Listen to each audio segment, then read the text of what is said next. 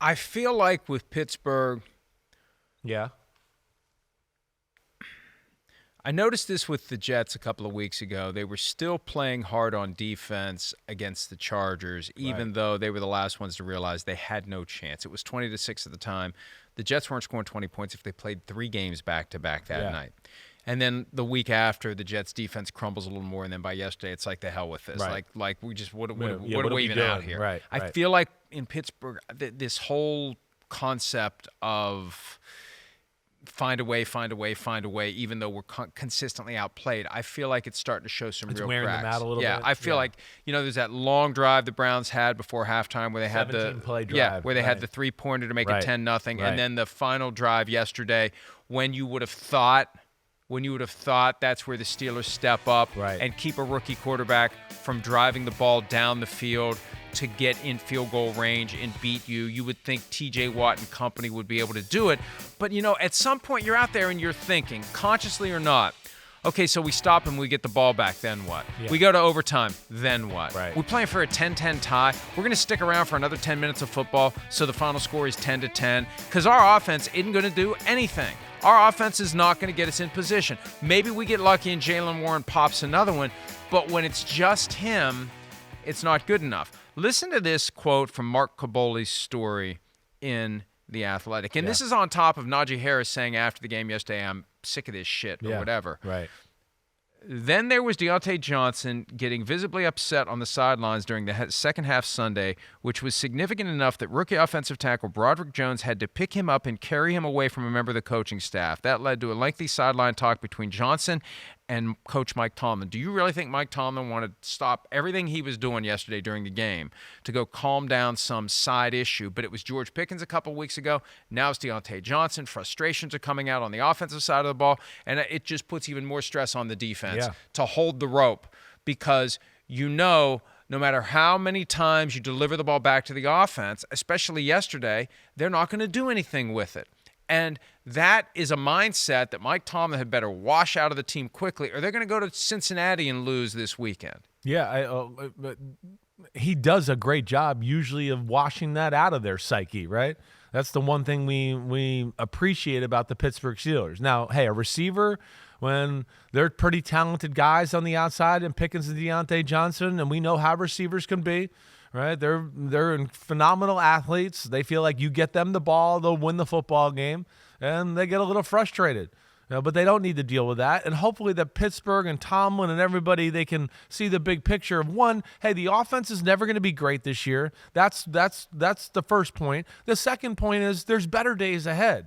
It is the best defense in football. It is a team that can play Pittsburgh in a way where their formula the last few weeks where they did start to run the ball and be a little bit better in that department and be consistent with the run game, where yesterday it was just one big run basically, right? There was some positives to be had there, but they played a team yesterday that has 3 unbelievable corners who could go, no, we'll play you man-to-man and we'll load the box and we won't let you run or do anything and we're going to suffocate you and we're going to send blitzes. And because your offensive pass game is so simple, we feel comfortable playing man-to-man against these talented receivers on the outside. So this was going to be the struggle of all struggles, this game for this Pittsburgh offense. This is twice they've seen them this year. They haven't really done jack diddly squat against this Browns defense. We know that. But hopefully they can just continue to build on what they did the weeks before and see where it goes. But to think it's going to explode on that side of the ball, that's a fairy tale. That's definitely not happening in Pittsburgh. Here's Najee Harris. I mentioned just a minor piece of his quote yesterday about his frustrations regarding the offense. Here he is after the game talking to reporters. There's just a lot of stuff that just goes around that just that you guys don't see. That's what I'm trying to say. I'm just at a point where it was just like, man, I'm just tired of this shit. There's a lot of stuff that goes around that you guys don't see. Yeah. That is not going to do anything to stop the criticism of the coaching staff, of offensive coordinator Matt Canada, of quarterback Kenny Pickett. Is he referring to players there that he feels like are being selfish during the week, complaining? I mean, that's almost how I kind of think about it. Like that some of these players aren't doing what they should. I don't know. There was the whole George Pickens thing and the reaction to that, where he was clearly frustrated in that Thursday night game. during and after and the next day. Yeah. And then he clearly had been called to the principal's office because when they asked him about it, I wasn't frustrated. What are you talking about? Flick who? Like he had no idea. Come on. Because both Najee Harris and I think Deontay Johnson spoke out at the time about the importance of keeping it in check. But then Deontay Johnson goes off yesterday. So I just think that when you know that you're being outgained, outplayed, and not outscored because you've got a horseshoe and or a shamrock in a place where horseshoes and or shamrocks aren't supposed to be, it just it wears on you, especially when you come up against a team like the Browns that will do that to you, that your offense can do absolutely nothing, and their offense was able to do just enough. That's the key here. For the Browns to do what they did against that defense is a great sign of what they can do when they face other teams, because since they don't face their own defense in a game, the Steelers' defense may be the best one they see. They've been playing great football, right? I mean, the Steelers' defense, I think it's better than it's even statistically ranked. And, of course, we know they don't let you in the end zone. They make you kick field goals, right? They got kind of torn apart early in the football season that leads to a little bit of a misleading of where their defense is ranked altogether. But the last 5-6 weeks or so, it's been hard to do anything and be successful against that Pittsburgh defense. The thing that's encouraging, I think, for the Cleveland Browns, DTR, right? He's had a great preseason. He knows how to play the position of quarterback. That's the big thing. That's why I liked him coming out in the draft. He knows how to read defenses. He knows how to sit in the pocket, right? Go through the progression. He's not looking to run. He's looking to beat you with his right arm and good decisions. And then, hey, if something's not there to throw the football, then he moves and acts accordingly there. And I think yesterday was a big step into getting him more uncomfortable. We talked about it. It was the first time he got to go into a game knowing he was going to be the starter, got all the reps that week. Browns, they got a favorable schedule going forward, certainly, to where you look at it and go, the next 4 weeks, they're better than the teams they play. I'm not saying they're easy. Every game's going to be tight with Cleveland because their offense isn't good enough, but they certainly should be excited how they continue to battle and win football games. Well, look at it. At Denver, at the Rams, Jacksonville. Yeah, okay. That's a 1 o'clock game on Sunday, December 10. Maybe it gets moved to later in the day. The Bears, Week 15, at the Texans. Right. So 3 out of their next 4, they're better than. Right. And then they finish with the Jets and the Bengals. But Browns games are going to be a lot like your Steelers are. It's going to be close, field goal type of football games for the most part, unless the offense gets going in a direction that, I don't expect it to quite yet, especially with a rookie quarterback who just made his second career start. We'll see where that goes. But here's the question. Christmas Eve, though. Right. Christmas Eve, Browns at Texans in the 1 o'clock window, all of a sudden is like, how do we get that thing into a night spot? Like, they can't. The Sunday night game that week is NFL Network exclusive. Christmas it's set. Eve, I'm happy with that. I don't think they can. I'm happy with that. Yeah, but I just feel like there's some of these teams out there that have played their way into prime time, and I really don't know that the pathways are going to be there like they've been in the past. I don't think the NFL cares. I think they're going right now. Everybody's watching every game. The hell with you. Here's it is. It's going to be good. Well, then why did they put in flexing for Thursday Night Football? I don't know. They're not going to use it. I don't know. It doesn't seem like anybody can flex anything so far this year. From everything I hear. I have not yet seen the full rules, but I've gotten the impression in the various conversations we've had and heard that the NFL's kind of painted itself into a corner with all these rules. They've let too many people have flex rights, and it's too hard to figure it out. And they got to protect CBS that's what and I've Fox. Heard. Exactly, right. So they got to protect the afternoon games, and there's too much flexing, and how are we going to flex? And I think the end result is, just watch the games that are on. I think so. Deal with it. Yeah, I know. You know what? We will. That's the thing. Yeah. We will. Would more people tune in if it's a better game, if it's the Cowboys? Well, yes.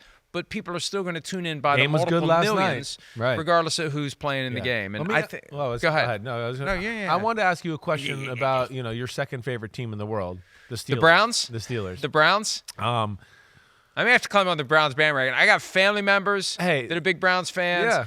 Miles Simmons, who works with us, is a big Browns fan. You like to see the people that you know happy. You know what I mean? Cleveland So fans have I can suffered climb for a on long board. time. I can climb hear on board that. with the I like the Browns. style of football they're playing. It is old school, right? So I do like that. It is fun, and especially in those uniforms they were wearing yesterday, the Brian Sipe Cardiac Kids Browns uniforms. But if you're the Steelers, here's one thing that I would say.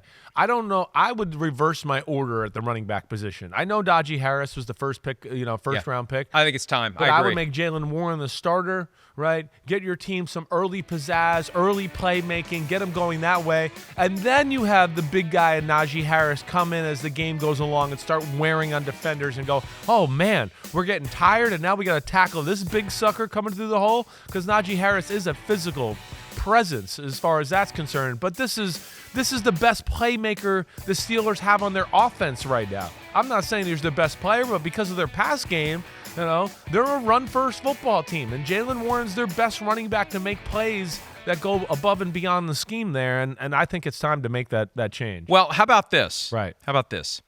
Jalen Warren, 9 carries for 129 yards, 14.3 yards per carry. Yeah, the right. long run helps. Right. Najee Harris, 12 carries for 35 yards, 2.9. Yeah. I said this when I saw them live 9 weeks ago. Najee Harris has no burst, no acceleration. He's got a toughness and he's got a strength.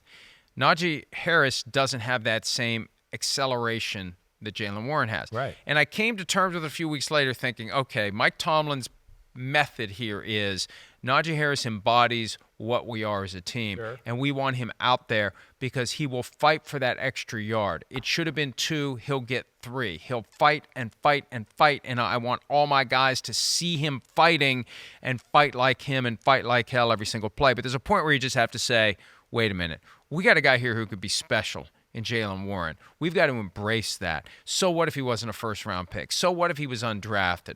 So what if it in some way makes Najee look bad, the guy that we invested the first-round pick in? Yeah. We got to ride the guy who's earning it. And there's a point where if you don't give the proper reward to the person who has earned it, the others start saying, Yes. what's wrong here? Right. Why are we doing this? Are we trying to win? Why are we not playing the guy that makes plays for us every week? And then, wait, why is he doesn't get to play or get touches until we get later in the first half and then into the second half when we realize, whoa, we need to make a play. Let's get Jalen Warren the football. No, let's just start the game with Jalen Warren. Open the field up that way a little bit. Make the defense worry about tackling him in space a little bit. Maybe that'll open up some lanes in between the tackles for Najee Harris. I think at this point, with what the Steelers' offense looks like, who cares, right? And I think Najee Harris is professional enough to understand the situation. Like you said, he embodies the Steeler way. He'll understand, too, and be a good soldier that way. Hi, it's Mike Florio. Thanks for watching PFT on YouTube. Hit subscribe for the latest news and analysis from Pro Football Talk.